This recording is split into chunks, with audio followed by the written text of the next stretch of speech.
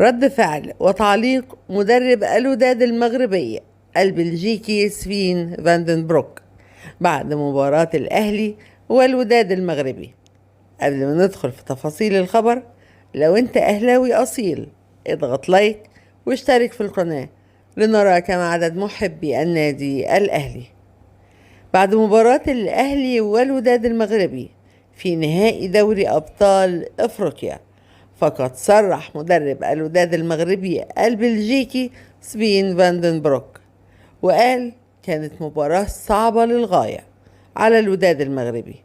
نحن كنا نعلم أن هذا ما سيحدث، وأن الأهلي سيسيطر على المباراة من بدايتها. نحن نعلم مدى قوة وجودة لاعبي الأهلي، وإنه الفريق الأقوى والأنجح في إفريقيا. سنحاول الفوز على الأهلي في ملعبنا، وسنقدم مباراة كبيرة من أجل الفوز بدوري أبطال إفريقيا. هو ده كان رد فعل وتعليق مدرب الوداد المغربية البلجيكي سبين فاندنبروك بعد مباراة الأهلي والوداد المغربي. وبكده بيكون الخبر بتاعنا خلص. لو عجبك الخبر ما تنساش تعمل لايك وتشترك في القناة لو أول مرة تشوفها، دعما منك للقناة وكمان عشان يوصلك كل جديد.